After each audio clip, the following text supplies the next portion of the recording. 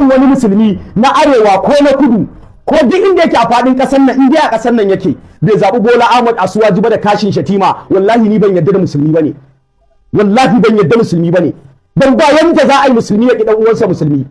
Za mu yi sauka 1101 yau kuma mun yi sauka ta 111 wanda idan mun yi saukan nan muna haɗuwa mu addu'a tare da arammomin nan mu roƙi Allah subhanahu wataala, sannan mu tawassuli da alƙur'anin da ake karantawa ba dare ba rana, mu roƙi Allah subhanahu wataala ya ba mai girma shugaban ƙasar Najeriya Bola Ahmad Asuwaju da mataimakinsa mai girma Kashin Shatima. Allah ubangiji ya taimaki ƙasar mu Najeriya, ya taimaki arewacin Najeriya. Wannan abu da muke yi muna addu'a ne Allah subhanahu wata'ala ya kauda dukkan wata fitina da ake tsoro a ƙasar nan, ya kuma taimaki mai girma shugaban ƙasar Najeriya Bola Ahmad Asuwaju da Kashin Shatima. Allah muna roƙonka da kyawawan sunayen ka tsarkaka, Allah muna roƙonka da kyawawan sifofin ka managarta, Allah muna tawassuli da wannan littafin naka Alƙur'ani karimi, ubangiji Allah ka taimaki mai girma. Alhamdulillah wassalatu wassalam ala rasulillah. Bayan haka masu sauraro, assalamu alaikum wa rahmatullah. Muna farawa da suna Allah mai yawan rahama mai yawan jin kai. Bayan haka masu sauraro, kamar yadda kuka kallaci wannan bidiyo din, za ku ga wani bawan Allah tare da wa'ansu al'umma wanda shike daga gani irin mutanenmu ne na tsangaya, wato suna ainihin ɗaya daga cikinsu ya rataye alƙur'ani wato da gafaka, inda yake ikirarin cewa idan ba a zaɓi Bola Tinubu ba, wanda duk bai zaɓi Bola Tinubu ba, to shi a wurin shi, ya ce shi a wurin shi ba wajen shari'a ba, shi a wurin shi wannan mutum wallahi shi ba musulmi ba ne, ba cikakken musulmi ba ne. Inna lillahi wa inna ilaihi raji'un. To a daidai wannan gabar muke so mu yi abin da ake ce ma abin da tsokaci. Ya kai wannan bawan Allah da sauran wa'anda suke tare da kai, da alamun ku dinnan makaranta ne, aka gayyace ku domin karanta alkur'ani, dan naji kana ikirarin so 1000 da kusan 11 za ku karanta shi, amma kai ka sani in dai har gwamnatin kwarai ce wannan gwamnatin, to duka dokoki wanda suke alamta gwamnati ta adalci wadda maluma suka faɗa a cikin littattafansu da abin da yake waƙi ne, wannan gwamnatin bata taka mataki ko ɗaya ba. Akwai sharɗa da kuma rukunai na shugabanci guda 5 wanda na rantse maka da Allah wannan gwamnati ko ɗaya ba wanda ta ɗauka. Daga ciki kaɗan daga cikinsu, duk wanda yake neman mulki kada a bashi wannan mulkin domin azzalimi ne. Na 2 adalci, na 3 ihsani. Kaga kenan na ga ma abu 3 daga cikin 5 ko, to wallahi ba wanda gwamnatin nan ta ɗauka. Na 5 shawarta al'umma su talakawan da ake mulki. Na 4 kai ana shawarta mu, kaga ba a shawarta muku, to duk wani abin da ka sani na sharaɗi ne na shugabanci ko arkanul imara ba ɗaya wanda gwamnatin nan ta ɗauka. Mu abin da muka sani wannan gwamnatin da kake talla azzalumar gwamnati ce, macuciyar gwamnati ce wadda ba ta Allah ba, ba ta da alaƙa da alƙur'ani, ba ta da alaƙa da hadisai, ba ta da alaƙa da addinin musulunci, ba ta da alaƙa da ainihin makaranta alƙur'ani. Gwamnati ce kawai ta ainihin azzalumai, ta macuta, su suke tare da ita, su ne abokanan shawararsu, su suke tafiyar da ita. Amma babu alƙur'ani a cikin wannan gwamnatin, babu hadisi, babu wani addinin musulunci guda ɗaya wanda yake da alaƙa da wannan gwamnatin. Kawai suna mulkin su ne na kama karya, suna mulkin su ne na ta'addanci, wanda a irin wannan ne Allahu subhanahu wa ta'ala ke cewa wala ta'awanu alal ithmi wal udwan, kada ku ba da taimakon ku a aiki na zunubi da kuma aiki na ta'addanci. Yanzu kai da kake ikirarin wannan magana, kila kana ɗaukar kanka kai mahaddacin alkur'ani ne, ko kuma wanda suke tare da kai mahaddata alkur'ani ne. To kenan yanzu wannan hadda alkur'ani amfanin me ta yi muku? A yankin Maiduguri Boko Haram nan ta kafu, al'umma mutum dubbai nawa aka kashe, mahaddata qur'ani nawa aka kashe, al'ummar da ba mahaddata ba, yan kasuwa da wanda suke cikin masallaci suke sallah da wanda suke cikin kasuwanni mutum 1000 nawa aka kashe. Haka a Damaturu, haka a abin da ya shafi su Kano, haka abin da ya shafi Zamfara, sabon yan bandit din nan da suka balle da sauransu, duk ake kashe al'umma. Gashi abin ya zo Neja, ya yo Kaduna, ya kewayo ya zo Bauchi, ana ta kashe al'umma. Gashi nan Jos ana kashe musulmin mu. Yaushe kuka taba ɗauko alƙur'ani kuka zo kuka biya shi so 1015 domin Allah kawo mana sauki? ba ku taɓa ba. Yanzu kuma wannan da kuke yi ma Bola Tinubu ba dan jama'a kuke yi ma ba, wallahi ba dan jama'a kuke yi ma ba. In da dan jama'a kuke yi ku nemi ra'ayinmu. Tinubu ya yi mana abin arziki, in mun ce sai ku ce to ya kamata a karanta na alƙur'ani, sai ku zo ku karanta mai so 1011. Sai kawai mun tsince ku kuna ta kumfan baki, kuna yi ne dan ku yi maula, dan a ba ku wani abu, a zo a ci gaba da kashe musulmai, a yi ta sha musulmai cikin rayuwa ta tasko. Gaban ku an ka cire subsidy, gaban ku an ka cire na man fetur, an ka cire na lafiya, an ka cire na wutan lantarki, an ka cire na ruwan sha, an ka cire na ilimi. Mutane suna cikin baƙar wahala, ana kashe su, gwamnati ba ta ɗaukan mataki, ƙasa ta lalace, mutane balaguro suke suna shiga ƙasashe, amma ba mu taɓa ganin kun hita kun ce ku karanta alƙur'ani saboda wannan ba. Sai akan wannan mutumin wai Bola Tinubu, da na rantse maka da alƙur'ani, kai da kake cewa in ba a zaɓe shi ba ma kana ganin mutum ba musulman kirki ba ne. Yanzu Bola Tinubu cikin alƙur'ani ba wata aya guda ɗaya wadda zai iya janta daidai, na rantse da Allah. Duk hadisan manzon Allah tun daga kan 40 Nawawi har Bukhari dukkan lissafa, wallahi ba hadisi guda ɗaya wanda Bola Tinubu zai iya karanta shi daidai, kai duka aje su ko sallama bai iya ba. Sallama wannan wallahi bai iya ba. Ya gan ku da ya ce muku assalamu alaikum, wallahi bai iya ba. Shi kan shi ma.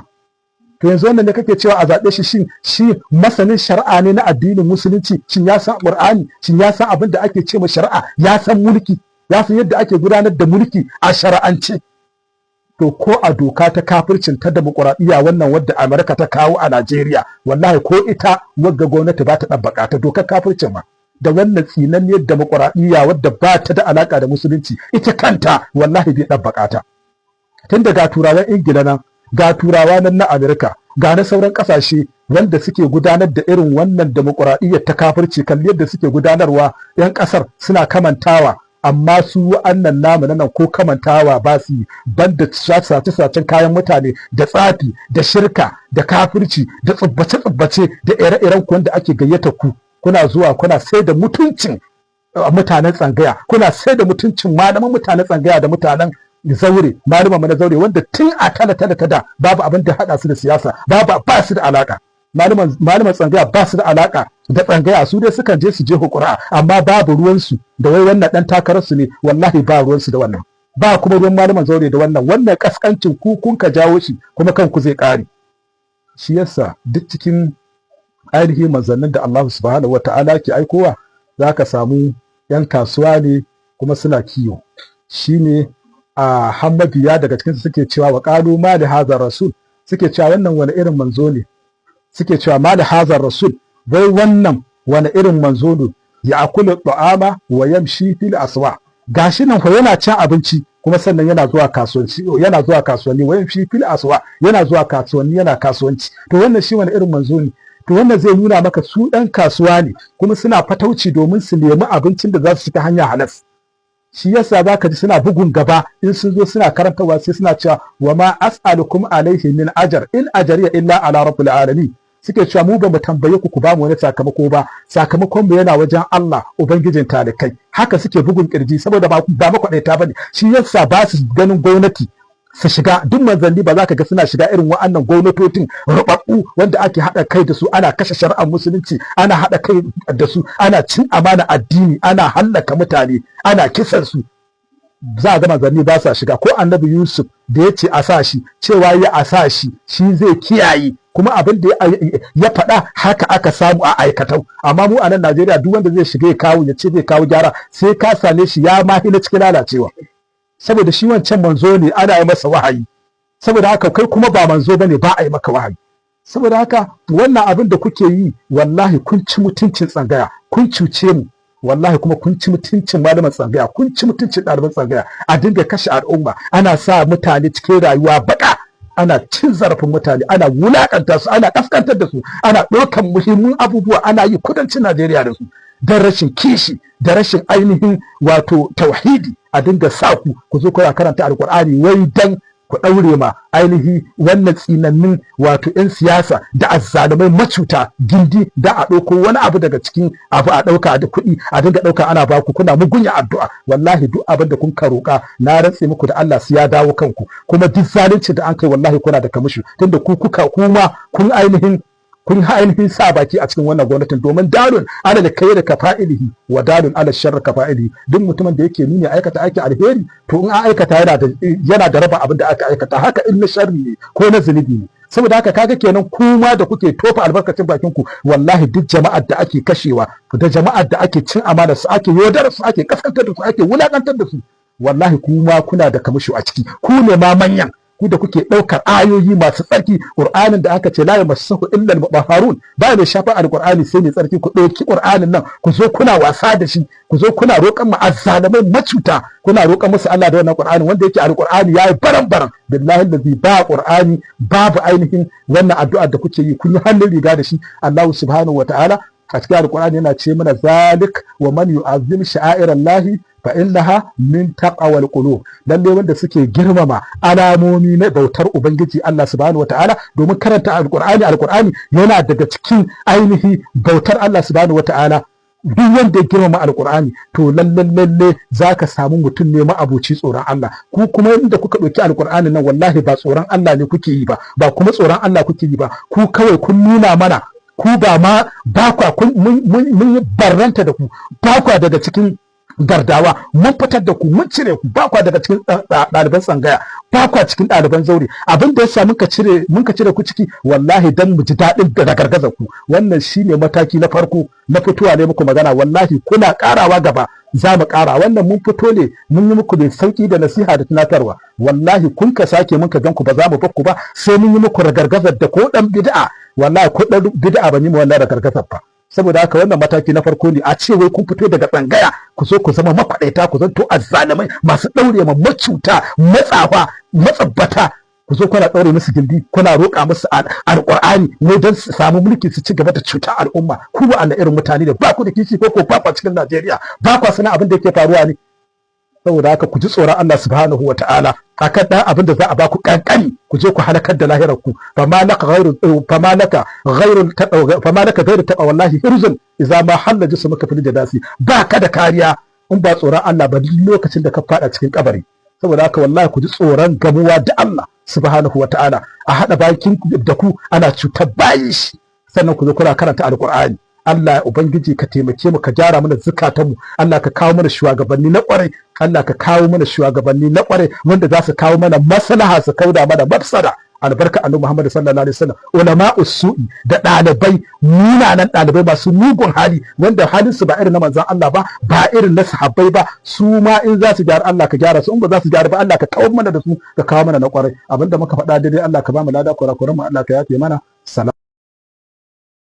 ظلمك بسؤال أتتك إذا نأجيوا إن كثيرا من الخلداء ليبغي بعضهم على بعض إلا الذين آمنوا وعملوا الصالحات ودليل ما هو أن داود أن ما فتناه فاستغفر ربه وخر راكعا وأناب فغفرنا له ذلك إن له عندنا لزلفى وحسن مآب. يا داود إنا جعلناك خليفة في الأرض فاحكم بين الناس بالحق ولا تتبع الهوى فيضلك عن سبيل الله إن الذين يضلون عن سبيل الله لهم عذاب شديد بما نسوا يوم الحساب وما خلقنا السماء.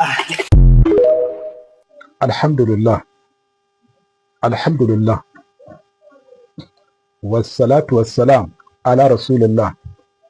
Bayan haka masu sauraro, assalamu alaikum wa rahmatullah. Muna farawa da sunan Allah mai yawan rahama mai yawan jin kai.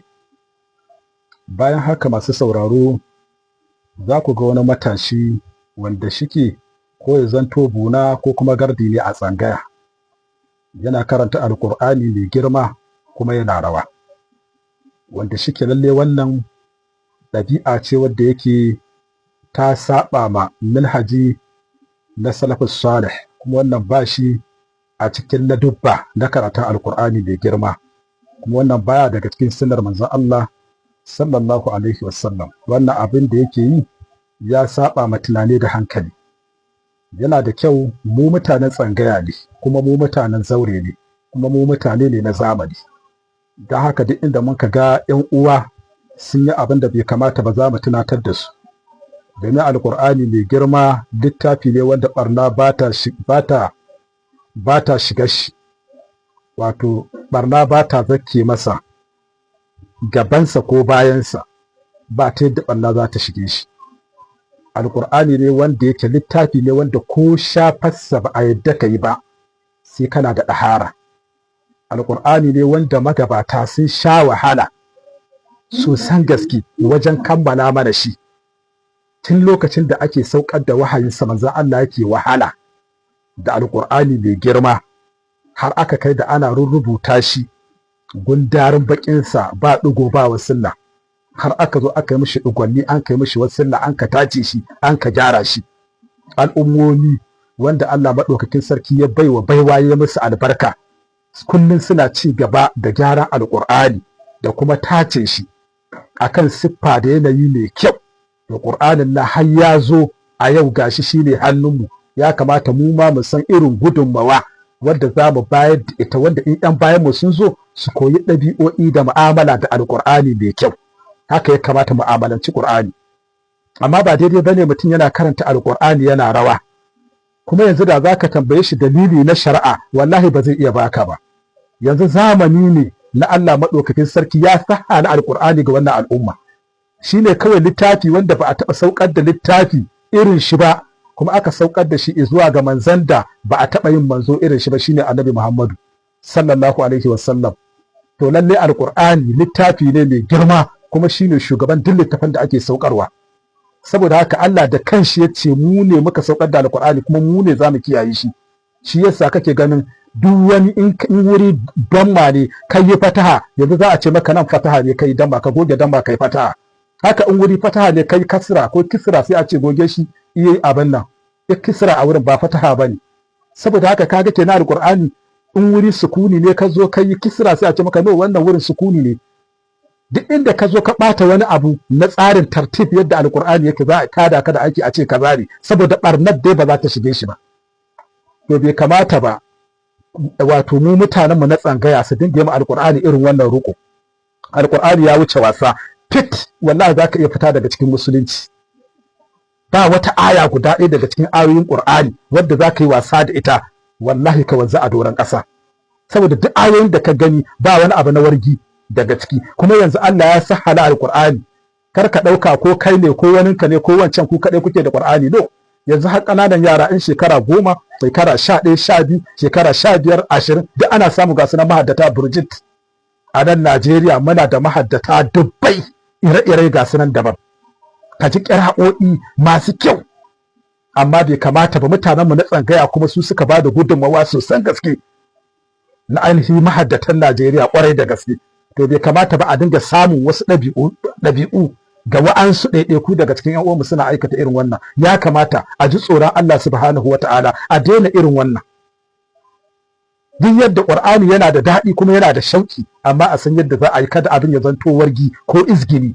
Wallahi cikin wannan abin da wannan bawan Allah ya yi ɗayan biyu ne, ko wargi ko izgili, wanda yake wallahi wa'annan abubuwan guda biyu fit in ka ce za ka yi wannan wasan da ƙur'ani, wallahi za ka iya fita daga cikin musulunci. Ba abin wasa bane alƙur'ani, ya wuce ka ɗauke shi abin wasa. Saboda haka a kiyaye. Shi yasa Allah subhanahu wa ta'ala yake cewa man yu'azzim sha'airallahi fa innaha min taqwal qulub, wanda duk ya kiyaye, duk wanda ya girmama ababen bauta na ubangiji, kamar irin alƙur'ani, karatun shi ma ibada ne, bautar Allah ne. Duk wanda ya girmama shi, ba mai girmama wannan sai ma'abucin tsoron Allah, shine zaka same yana girmama alƙur'ani. Wanda duk kaga ba girmama alƙur'ani, to wallahi babu tsoron Allah tare da shi. Saboda haka wajibi ne a ji tsoron Allah kuma a girmama shi. Shi yasa wani hadisi daga Barra bin al-Azib yake cewa Annabi sallallahu alaihi wasallam yana cewa ku ƙawatar da alƙur'ani da muryoyinku, ma'ana muryoyinku za ku ƙawatar da alƙur'ani da shi. Amma kana wani ƙyalluwa kana wasu abubuwan da yake ba sauti bane wanda yake mai kyau.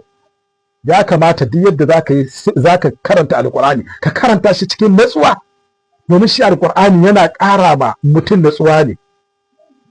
Ala bi zikrillahi tadma'innul qulub, game da ainihin ambatan Allah shine alƙur'ani zakata take samun natsuwa. To yanzu wanda yake rawa yake irin wannan abin, ina maganar natsuwa? Alƙur'ani kenan bai baka natsuwa ba. Shi yasa idan muka samu Hammad wato bin Abi Najih wato ya kawo wani hadisi wanda yake shi isnadin hadisin ya tike ne daga Jundudi, yace mun zanto yara ne ga manan a gaban manzon Allah sallallahu alaihi wasallam, ya zanto yana karantar da mu imani, yana koya mana imani gabanin ya koya mana alqur'ani. Yace lokacin da manzon Allah ya zo yana karanta mana alqur'ani, sai alqur'ani kuma ya ƙara mana imani. Kaga kenan ana yin karatun a cikin natsuwa, a cikin siffa da hai'a yadda ya kamata. Amma ba daidai bane a zo ana karanta alqur'ani ana rawa. Saboda haka abin da ya samu kai maka magana saboda mu sauke nauyi. Manzo Allah sallallahu alaihi wasallam a hadisi yana cewa ballighu anni walau ayatan, ku isar da sakona ko da aya ɗaya ne, ma'ana wanda ya ci to ya daure ya isar da shi.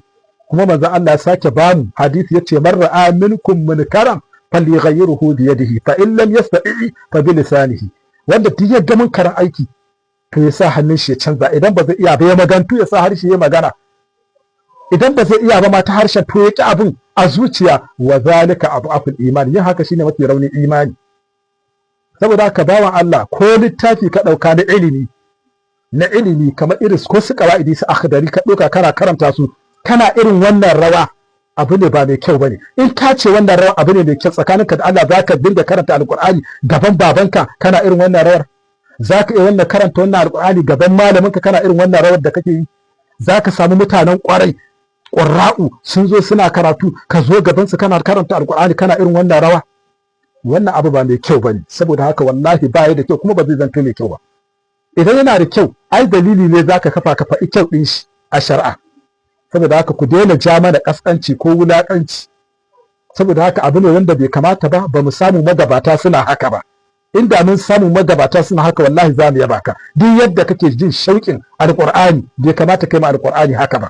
Ka je ka tsara rawarka tana tafiya daidai da abin da yake fitowa a bakinka na ayoyin alkur'ani, kuma ka zo ka ce kai dan musulmi ne kuma kake aikata irin wannan, dole ne a kalubalance ka. Saboda haka da Allah mutanen tsangaya ku san abin da kuke yi. Yawa ba wani wanda za a ce ana yi mahasada, to me za a yi mahasada? Me za a yi mahasada? A yanzu qur'ani na kowa ne, hatta ƙananan yara ga sunan qur'ani na kowa ne, ba wani wanda za ka yi mahasada. To kai na hasada kamar menene, ire-iren wannan menene ka gani a cikin wanda zaka mutu hasada a ciki? Saboda haka kawai mun yi muku nasihohi ne akan ku gyara abin da kuke bayi da amfani, musamman bunoni da yawa wanda muke ganin su suna abin da ba sa kyautatawa. Mutum ahalul qur'ani wanda an ka san shi da sakina wal waqar, amma ya mai da kanshi kamar wani dan daudu, ka zo kana tahuka wai kai a karatun qur'ani ne kake a haka. Billahi allazi la ilaha illa huwa, da yawa zaka samu mai karanta rubba qari'ul qur'an wal qur'an yal'anahu, da yawa zaka samu mai karanta alqur'ani ma tsine mishi albarka yake yi. Haka mutum yazo yana tauka. Shi yasa manzo Allah sallallahu alaihi wasallam a hadisi yake cewa man la sakinatu lahu fa huwa hunkum, wanda duk bai da natsuwa wawa ne. Duk ba abin da an karfi so a wajen karatu ka natsu akan irin alqur'ani, domin ana so a samu tadabbur, ka karanta aya kuma ka dinga sanin menene ayoyin suka kunsa, don ya ƙara maka imani ya ƙara shigarka. Ayoyin da sun ka zo na ɓangaren azaba ka ji raɗaɗi a cikin zuciyarka, wanda sun ka zo na ɓangaren ni'ima suka zo suna magana akan aljanna ko wani tarihi mai sanya ranka ka ji a cikin zuciyarka. Amma a cikin wannan shirman ta yaya za ka san ka ma zo wajen ayoyi wanda suke tazir ko wanda suke bishara ko kuma inda ya kamata ka yi farin ciki ko inda ya kamata ka yi bakin ciki, ina za ka gane ta wannan haukar da kuke yi? Saboda haka ku gyara wannan ba daidai ba ne. Ku ji tsoron Allah subhanahu wa ta'ala, matuƙar mutum yana so ya haɗu da Allah subhanahu wa ta'ala to ya tsaya mai kyau. Wal asr indal insana lafi kusur, Allah yana rantsuwa da zamani mutum yana cikin asara, sai ce illal ladzina amanu, sai fa wanda suka yi imani wa amilus salihati kuma suka yi aiki nagari, wa tawasaw bil haqqi wa tawasaw bis sabr, suka yi ma junan su wasici da ainihi gaskiya kuma suka yi ma junan su wasici da hakuri. Saboda haka a gyara Allah ba mu dacewa. Abinda muka faɗa daidai Allah ka ba mu lada, kurakuran mu Allah ka yafe mana. Salam.